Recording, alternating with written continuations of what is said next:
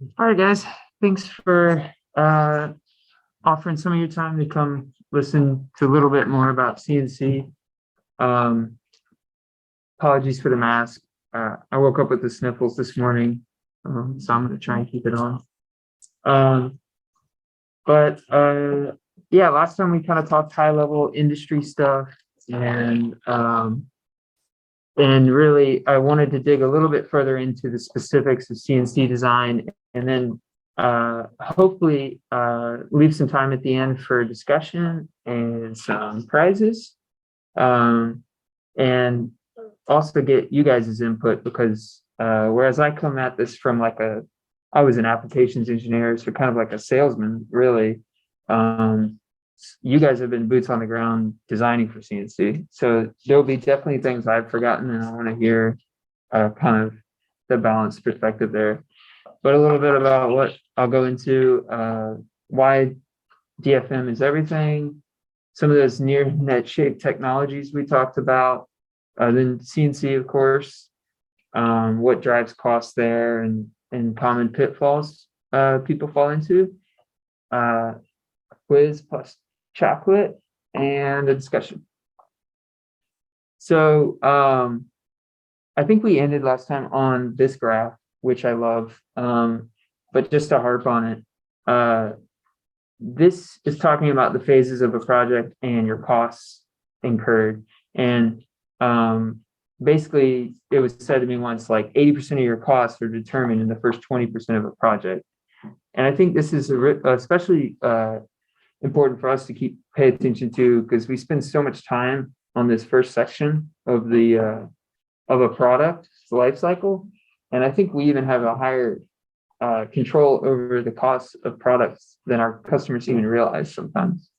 And the other point I always think about DFM is like I sort of think about it as like this virtual mental workshop out there. So some of y'all have seen this video by now because I showed it in my interview, but basically I like to think about it like every machine that's out there sort of exists and we can use it because if it's commercially available, some supplier has it.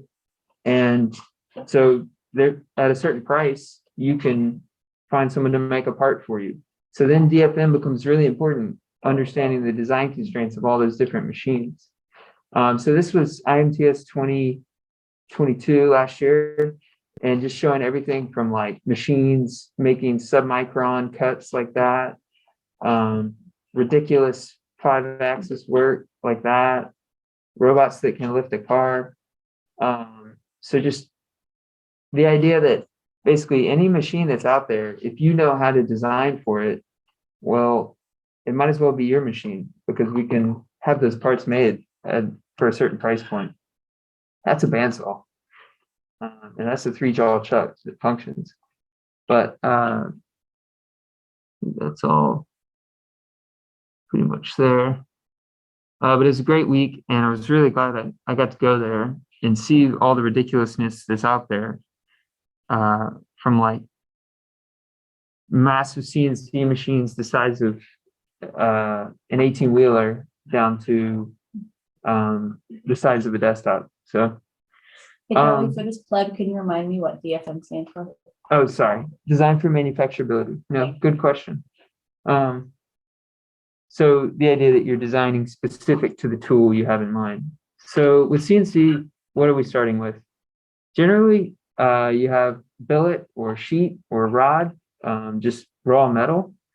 But then we talked about some other options last week, near net shape technology. So of course you have casting, sand casting, investment casting, die casting. And I know this probably feels out of reach for a lot of the projects we work on because everything's so onesie doozy. But I wanted to point out this project that I showed last time. We actually justified a sand casting on a part run of 8 with that base there.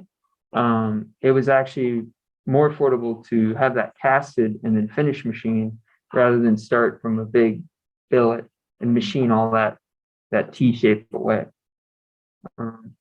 Another one is forging.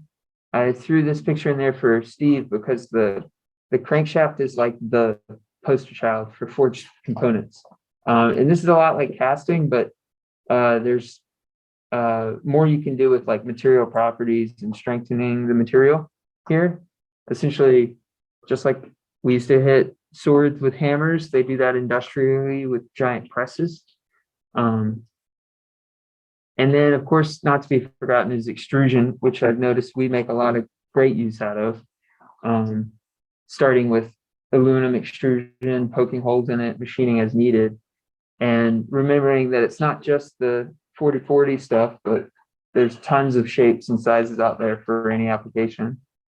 And then last week, I think we got into a little bit about metal printing, which has come a long way and is really opening a lot of avenues for DFM and that starting shape that maybe your part is 90% of the way there by the time it hits the CNC machine, rather than starting from a big hunk of metal.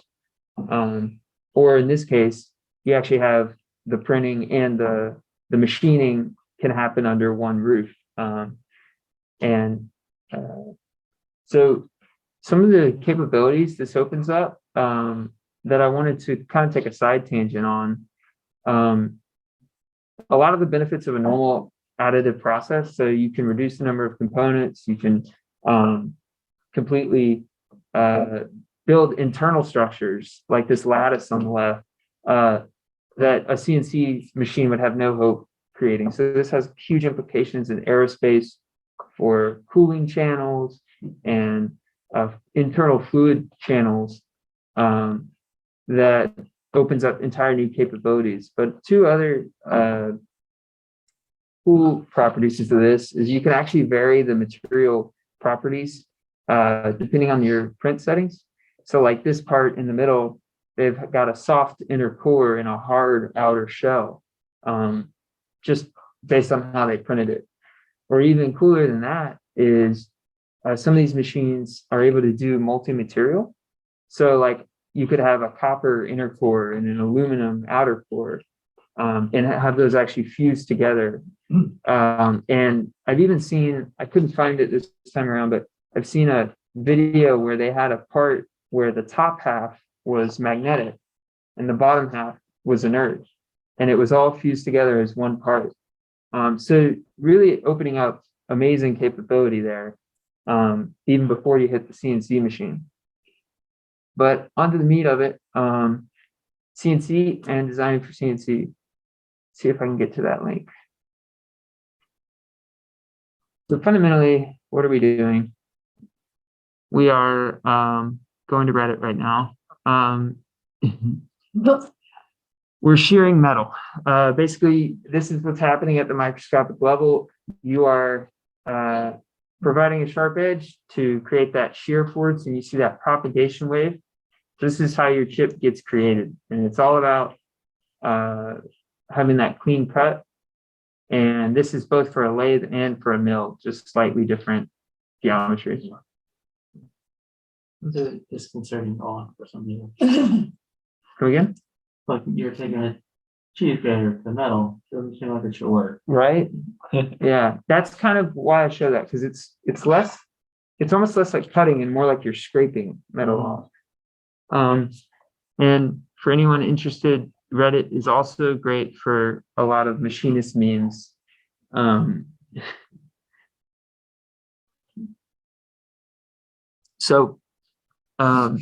there's a lot of stuff that's not worth your time in there as well. So 3-axis machines. We're all pretty familiar with this. We've got debatably 2 downstairs with the manual Bridgeport, and then the router table, I guess 3 if you count the small one.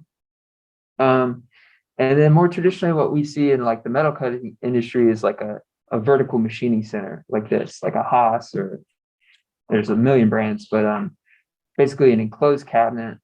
And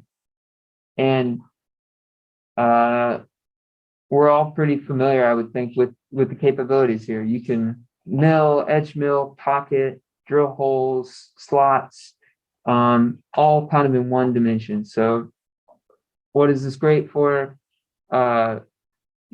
parts that have features on one side, maybe two, parts, flanges, valve blocks, simple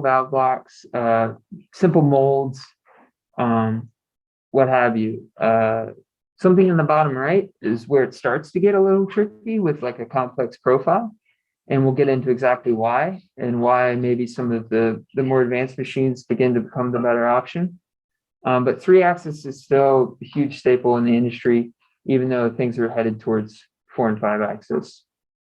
4-axis machines came about and you add an axis. So to be clear, when we're talking about axes, you're talking about the number of degrees of freedom in the machine, right? So on a 3-axis, you have X, Y, Z. And then for a 4-axis, you generally add like a C axis or what's called an A axis. And then with the 5-axis, you add an A and a B. And so when you add that 4th axis, you get a surprise. For some reason, it doesn't let me. You get a surprising amount of capability just by adding one extra axis. Basically, instead of being able to get at mostly one side of a part, now all of a sudden you can get at 4 sides of a part, like on the left, or even 3 sides of a lot of parts, like in the middle. We call that kind of like a trunnion or a swinging table. So that you see they maybe have 50 parts loaded up there and they can get at 3 sides of all of them. And then also really, really common is what's called a horizontal machining center. And that kind of flips the model on its head. Rather than the spindle coming down from the top and machining from the top, now you machine from the side. And often this is combined with what we call a tombstone. So a tombstone is like a big hunk of metal that sits up vertically and you kind of hang parts off of the side of it. So that's what's going on in this right picture. And you see how great that part axis is. So that's 3 parts clamped to each side that you can now hit 3 sides of each part. And the other great thing about this is chip clearance, because now gravity is pulling your chips out of the way. So as you machine, you're not recutting chips. And one reason 4-axis is so great is that, so you've hit 3 sides of that part. Now you imagine you flip that part and then twist it and reclamp it. Now you can hit the remaining 3 sides. So now in 2 operations, you've hit 6 sides of a part. Whereas to hit 6 sides of a part on a 3-axis machine, you're looking at like maybe 3, 4, 5 operations, depending on what you need to do to the part. So 4-axis is a huge staple of the industry. This is like actually showing like kind of like a simultaneous cut with 4-axis, which is less common, but still doable. And so these kind of parts, basically anything round and with holes, it's great. So maybe something that came off your lathe and you want to poke holes around it, or add slots, or do some cylindrical engraving.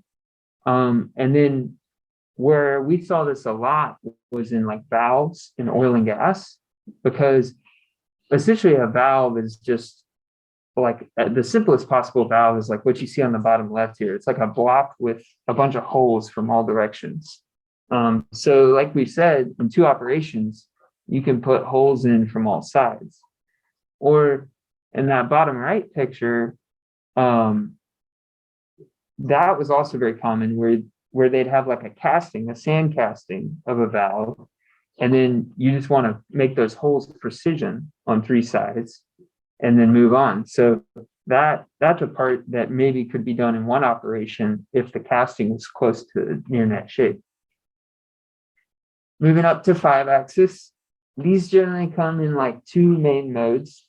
So you have, on the left is essentially a 3-axis machine with a really smart table added. So that table can both spin and swing. And this lets you get at 5 sides to a part. And then more sophisticated than that, you have machines now that basically all of the sophistication is in the spindle head. And that head can like what's called nutate around the part. And And basically, that is pretty optimal from a part access standpoint. And again, just to harp on it, the left shows this pretty well. What would take 3 different setups on a 3-axis machine can now be done in one setup on a 5-axis. And this is kind of generally the most, this is how we see 5-axis machines used the most, not necessarily to make crazy shapes or crazy simultaneous geometry, but really just to poke at a thing from different sides. So we call that kind of 3+2 work. Whereas true 5-axis or simultaneous tool pathing is when you start to get to complex shapes. And this is used a lot in mold making, aerospace, and some advanced industries. But more often than not, you're seeing more 3+2 work. And then a third strategy worth noting is what's called top hatting. So this is more used if you start with that billet rather than like a casting or something. And let's say you have like a crazy complex shape. Well, you can clamp on the bottom of that billet and machine out your whatever shape you want really in that top section, and then flip the part and just machine away that sacrificial bottom material. So this is one way to kind of create whatever shape you want, as long as you can reclamp it and machine away that material. So I've tried to show this with this creepy smiley face part at the bottom. Like we used to have these vices that had both teeth for biting into that part for the first operation, and then you flip the part and clamp it with smooth interfaces because you don't want to mar that finished part. Smiley face is a bad example actually, because that'd be a weird way to clamp on a round, but hopefully you get the idea and aren't scarred too much by my paint work. So again, simultaneous 5-axis. This would be an example of both simultaneous 5-axis work and top hatting. So you notice they're creating that turbine blade, but they're also like, it has like a rectangular base that'll probably eventually get machined away in some form or another. And that's just for holding onto the part. So what can this be used for? We're getting into the realm of like kind of whatever the heck you want, with its constraints as any technology has, right? But complicated valve parts, complicated aerospace structures, head bust if you want, or again, the bottom right is really what you see it a lot for, which is valve manifold type blocks that get poked from different sides. And the top left is kind of like the poster child for 5-axis is the turbine blade. I'm not actually sure how they did turbine blades before 5-axis came about. Probably casting and near net shape plus post-processing kind of things. Moving up from there, you've got multitasking machines, or also called mill turns. So this is basically when you take all of that milling capacity and you throw it in a lathe so that you have turning and milling all under one roof. And I wanted to point out this machine on the bottom right. This is kind of what's called a vertical turning lathe, or a VTL. And I just wanted to point out how large these things get. That's probably like a 2-meter table. So small house of a machine. And they get bigger from there. We heard about 3-meter tables and stuff.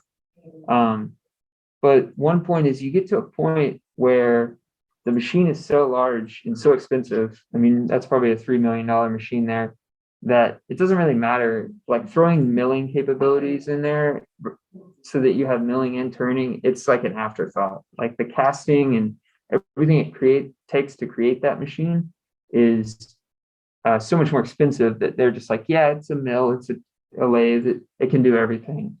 And you see those a lot in rocketry and aerospace, and creating huge rocket nozzles, for instance. But what kind of parts is our mill turns great for? Basically anything that formerly took a lathe and a mill together, right? So flanges or anything with circular geometry and flange holes around or milled flats. Basically, definitely in that almost anything you want territory. But it's also lathes sometimes have a capability too. So on a traditional lathe, you have your lathe turret that has lathe turning tools on it to scrape off that spinning parts material.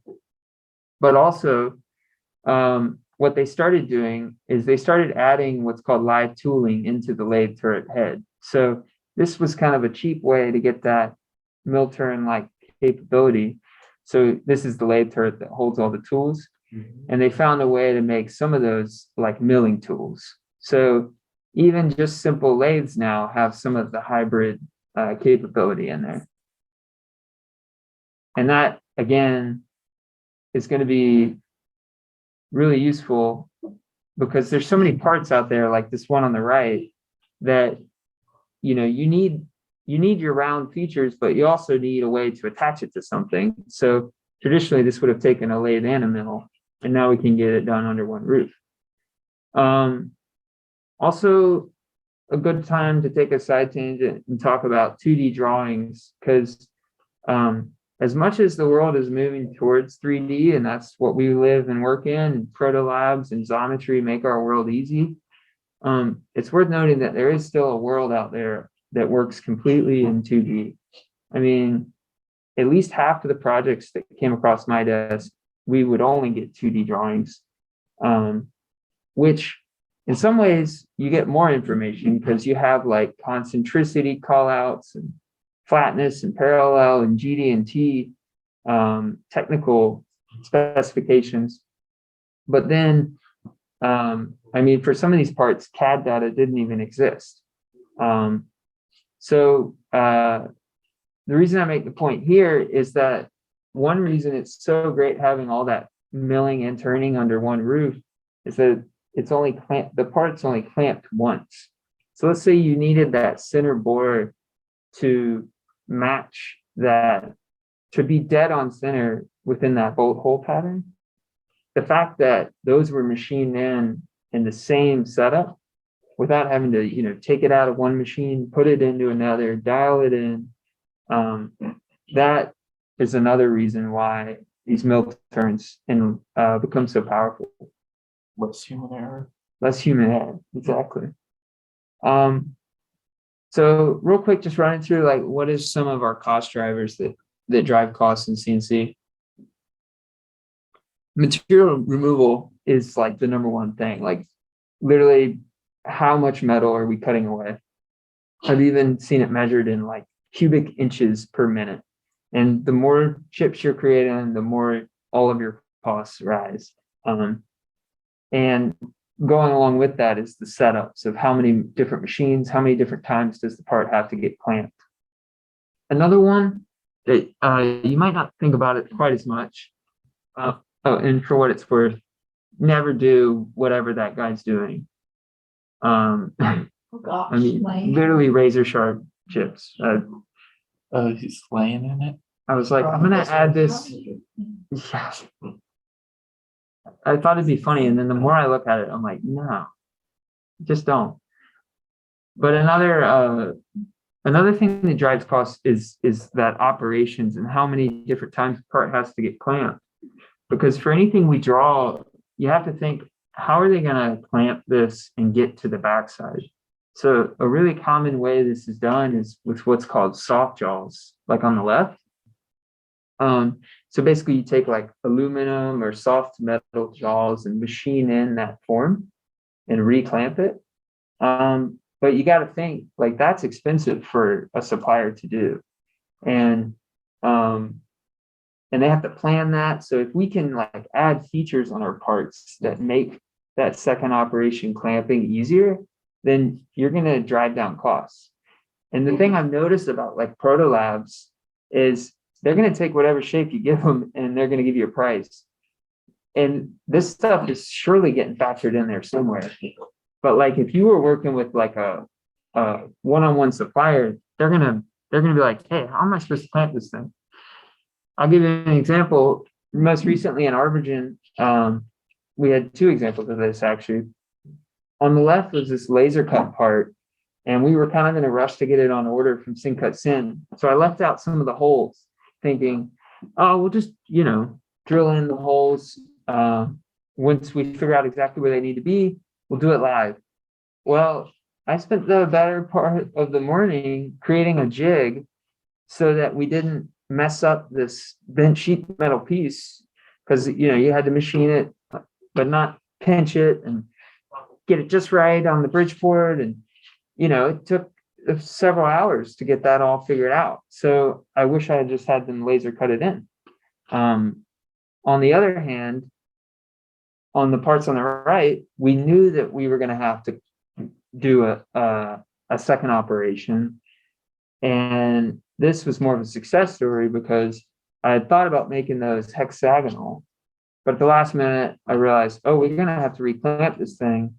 Let's make it octagonal, so you have flats on all sides, so that it could just be clamped using the normal flat jaws on the Bridgeport.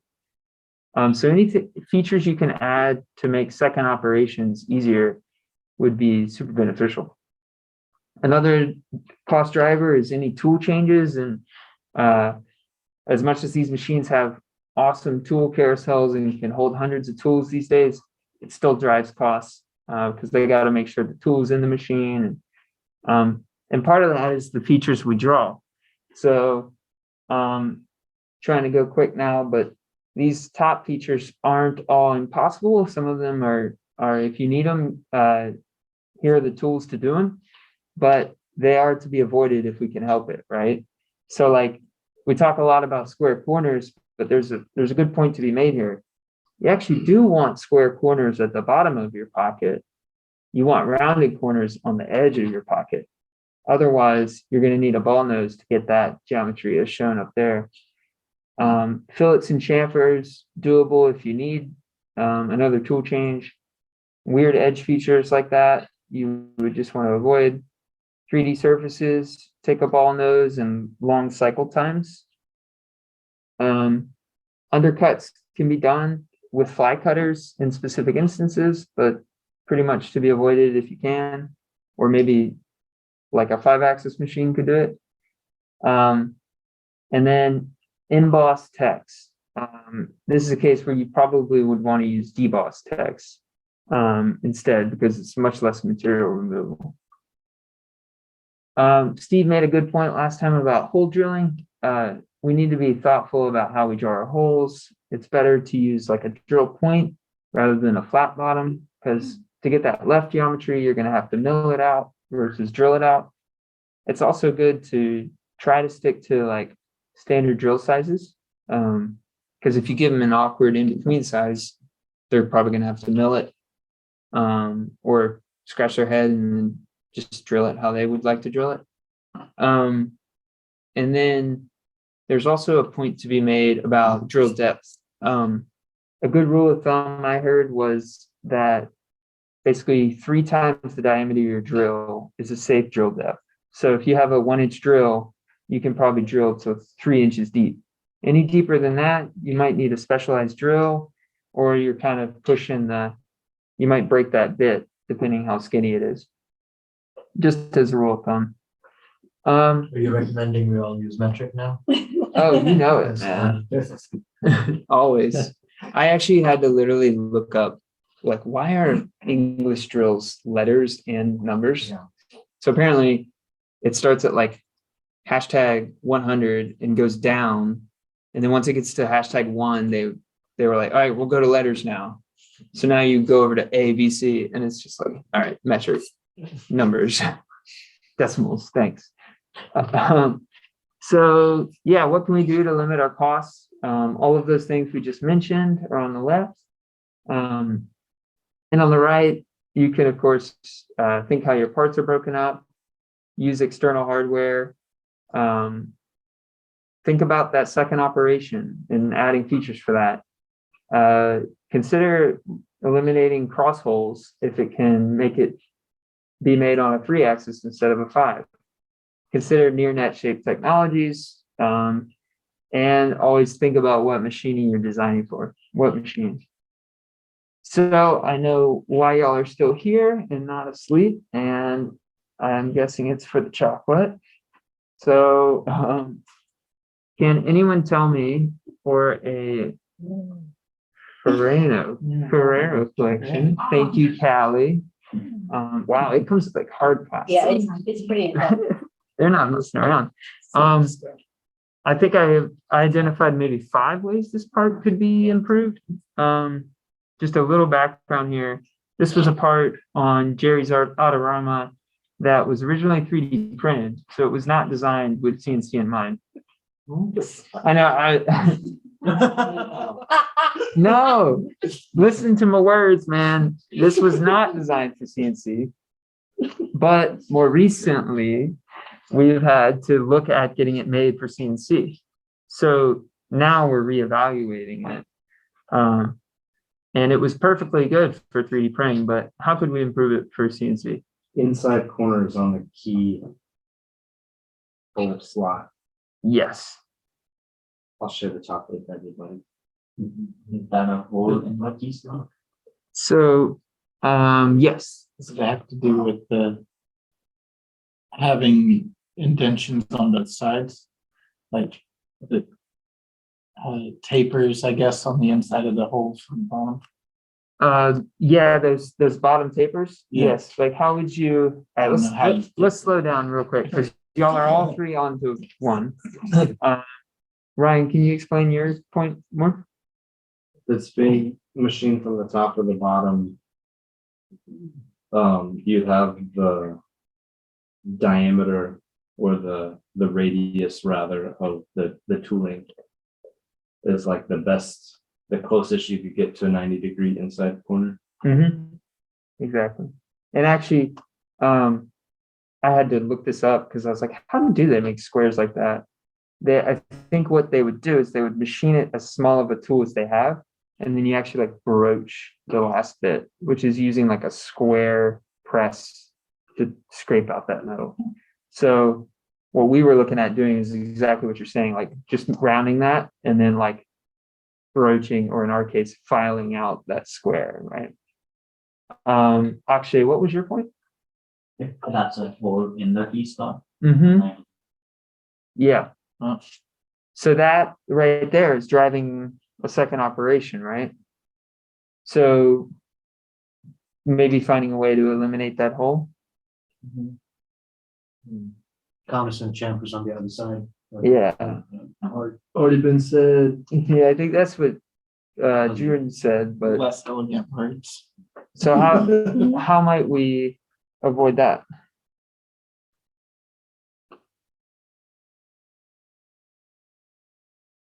If this was have to go on from the other side. They definitely had to, and they definitely had to be top side.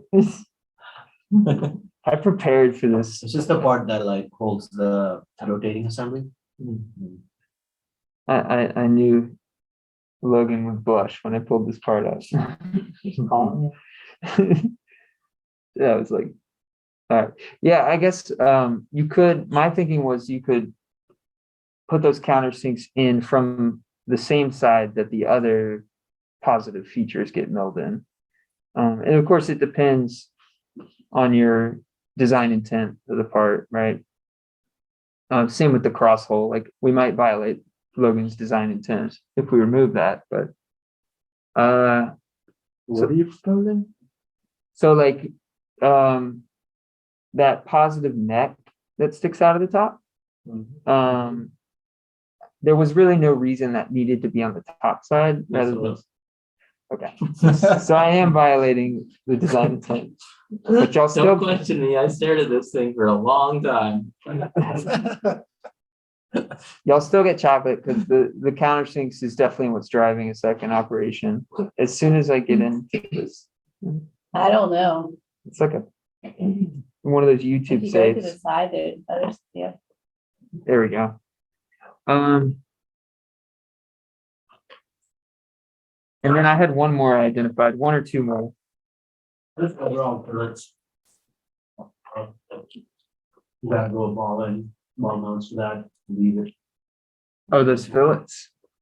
the board that's in the neck. That's a bonus chocolate, 'cause I didn't even see that one.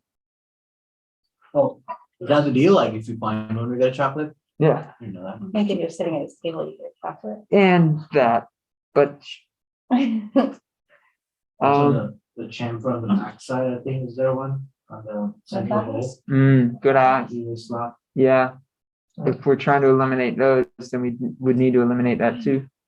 And that chamfer might be small enough that you could do it by hand, right? Deburring too. I think they're dark chocolate. All right, just for sake of time, Oh, these are, yeah, there's hazelnut in the, like a whole hazelnut, there's hazelnut cream. I don't know what the white chocolate ones taste like, but for sake of time, these first three were the first three y'all mentioned. And like we said, that might violate some of the design intent. And I know in this last one, I'm definitely violating the design intent, but like, it's worth asking, does this part need this profile? Like, could this just be a plate that has holes poked in it? And maybe all of a sudden you can hit it from one side. Or Like you raise it all up to be. if somehow we eliminated that cross hole and you could eliminate that need for that two-tier geometry, it could maybe just be a plate, right? I know Logan's like shaking in his seat because it couldn't, but Are you saying it's two separate plates? I was actually saying maybe we can get rid of that neck altogether. Or maybe it's two separate plates, yeah. No, I was thinking instead of that, just, and again, this probably wasn't gonna fit, but. I just want to know how we increase the can program that thickness of thing the to whole- attack Charlie's. Whole design. I knew there was Exactly. And then the last point is this middle bottom one, which would be if you did need a second operation, maybe we can square that geometry off to make it easier to clamp. Because like to clamp on this round, they might need a 3-jaw chuck on their mill or something. And maybe we can give them a feature to make it easier. All right, and then real quick, I was looking for ugly parts online, and I didn't You find. look up ugly parts. I did, and I couldn't find quite the level of cringe I wanted. So I made this in SolidWorks in 10 minutes. And of course, that was the 10 minutes that Mike walked up to my desk yesterday and said, "What is that?" So embarrassing. yeah. Yeah, it's for sensitive. So this, I mean, I don't even know where to start with this thing, but what are some things that are problematic here? what does it do, first of all? Nothing. Like, what's its Nothing. purpose? How many axes is it facing? Like it's facing all sides. You can't do machining from any one side. Yep. Like you have to flip it so many times. So you- Yeah, it's really awkward to get at those, like especially that bottom sphere feature. Should I get another chocolate? Yeah. Also, you made square holes, what? Yay. Exactly, Callie. The logo. Not just a square hole, but one of them is a blind square hole with fillets in the bottom. So that's great. You can't clamp anywhere. Yes, sir. Did the. We're learning. We're learning. Did stuff instead of doing it deboss Yep. Exactly. or whatever you call it. Emboss letters instead of Emboss, deboss. thank you. Oh, they stand out. That slot behind the sphere has all hard internal edges. And like at best, Same with the spewing the square hole. Well, is that what you're saying? Well, square hole was already mentioned. I think he meant this. I think he meant this slot. No, the top square hole, is that mentioned? It was mentioned and runs to slow at the bottom. Yeah, I see what you're saying, Ryan. You're talking about this thing. The bottom, yeah, and where that intersects the like neck to the other part. Yeah, exactly. Yeah, that's like maybe could use one of those fly cutters, but even at that seam right there is really awkward. Maybe on a 5-axis, you could figure this out. And part of my point is that like if you handed this to Proto Labs, they'll quote it. I You mean, should have quoted it. I should, we might, we should have should. put it on Pro Labs just to see. What they probably would do would accept the work and then email you 2 weeks later and say, we can't make this. And That's what they would do. I, So the AI is not smart. the AI would try its damnedest. Yeah. But I don't really know what they would do. So They don't code it For a based on like manual waste material and like Yeah. labor to like change the orientations. exactly. They don't. Or the AI, I'm not, I'm AI not, just does like. If they can't figure it out, Like they'll volume. send it to an engineer to get a manual quote, and it takes like a day or two. okay. You have to just- So it would probably hit that status. But wouldn't the it? initial code is gonna be probably just based on like just the runtime. That's Exactly. Yeah. This chocolate is for stealing everyone. Yeah, like they quoted that last part at like $300, Yes, even though like it had all those features in there that like probably wouldn't be fun to make. I'll try it. Oh, so if we, here for another chocolate, if somebody handed you this part and y'all are just getting You're not very good at after. like pulling the chocolate chip, I'm no so gatekeeper. that's been a moot point at this point. Y'all are all learning and providing feedback, so I'm happy. But if, let's say you were handed this part and like, this is what we needed, like, sorry, engineering sucks, but we need to make this. What's one thing we could do that would go a long way to getting this shape? Yes, sir. Yeah. Or near net shape technologies in general. Specifically, like maybe you could cast this shape. And like in that case, the letters wouldn't be a problem and you could get this fillet. Yeah, there'd be issues. There's a lot of issues with this thing, but yeah, like a casting, you can get a lot of cool stuff done with castings or near net shape technologies. That square shape, one thing you can do is you can dog bone the corners so that it's millable. Mm. That's something we do downstairs. Again, some of those features we gotta avoid, EDM. and then EDM. Yeah, let's say you had to make this awful shape down here. There's another technology that we don't really have time to get into, but Looks like an EDM. it is called electronic dance music. And it involves taking an electrode of any shape and let's see if they got some stock music on here. Not quite EDM, but we'll take it. So basically this is taking a high current electrical arc and ablating the material repeatedly, usually done underwater. And what's really cool is you can get like crazy geometry out of it, like square shapes and Is it water or oil?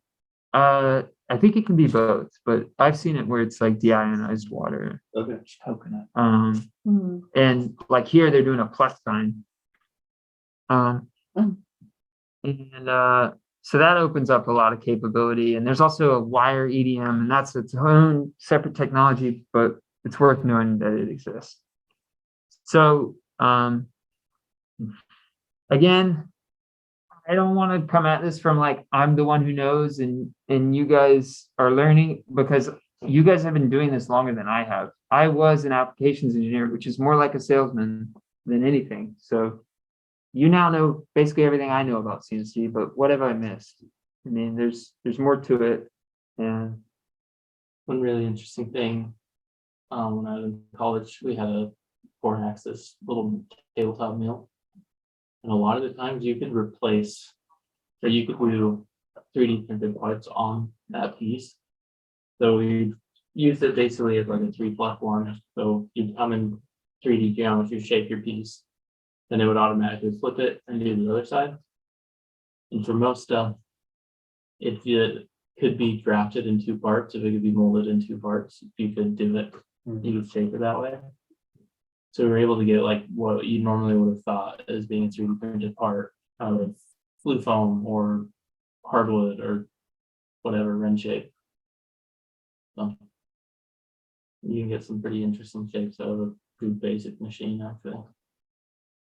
We just went on to find design. Just now they do a lot of woodworking in Kyle. They have this 4-axis machine where they basically have on the carriage, they have 2 sets of 2 spindles. One has all the detailed slots, like the stuff that does miter or all kinds of fancy woodworking joinery stuff. And one just had like a big 3/4 bit. And they said it works simultaneously. So this, you would be doing detailed designs while we are cutting what are the big parts. And he said, I can get one whole panel of cabinet in 15 seconds. Wow. And the machine runs like ridiculously fast. And I had never seen, he was calling it 4-axis because it was just X, Y, and Z, but he had 2 separate set of spindles that could independently move left and right at the same time. Mhm. So I hadn't seen that time. I don't know that 4-axis is the right word for that, but I don't know, he was calling it 4-axis. multi-spindle machines. It's just one of 3. So, Yeah. That's very cool. We saw in Look up cabinetry 4-axis. sometimes in milling, you'd have basically so you could make the same part at the same time, right? Mhm. Where if he had 2 them, different operations at the same time. that's really cool. What would you call it? Cabinet Cabinetry, CNC. Well, CNC dual spindle. maybe it's CNC. Something like this. Yeah. That's pretty cool. 2 separate spindles. So where I've seen that in play was like in aerospace, they needed like, let's say 50 of the same huge part. They would set up 3 on one bed and the machines were actually synchronized in that case, and they'd cut 3 at once. But in that case, it was like more of a drag to them. They didn't like actually a benefit. But What do you call those KUKA machines that basically just a big arm? oh, like a robot. Yeah, are they, do they fall under the 5-axis? Yeah. So Sean, I'm sorry, I wasn't here for it. no, I didn't talk about that, but end of arm tooling. So it's actually cool you bring that up. There's a whole world of let's see. Let me go to YouTube actually. People realizing that with a 6-axis robot, you have all the technology there and they're getting so accurate that now you can just basically put milling tools on the end of a robot and still achieve a lot of the same functionality. So people are doing this printing and CNC. We were talking about sheet metal machining, where you hold the sheet metal in the middle, and you have 2 of these machines that literally act on this at the same time, and you get sort of cold forming on sheet metal while it's vertically being held. But you have 2 basically ball nose spindles on both sides that are just like pushing and pulling at the same time. So you get one sheet metal turned into like really cool design. I haven't seen So it's that. like prototype stamp Yeah, process. it's kind of getting that, yeah. Almost like, But without having a die or anything. that's awesome. Did you see that tool that Mark got in the shop? Yeah. It's like a bead roller, but he has a bunch of different dies for it. And so you can make, they use a lot of automotive fab to like take a piece of sheet metal and then you'll like grease a 3-dimensional X into it. And then it's like way more rigid. No, I gotta check that. But thanks, guys. Thank you. Thank you.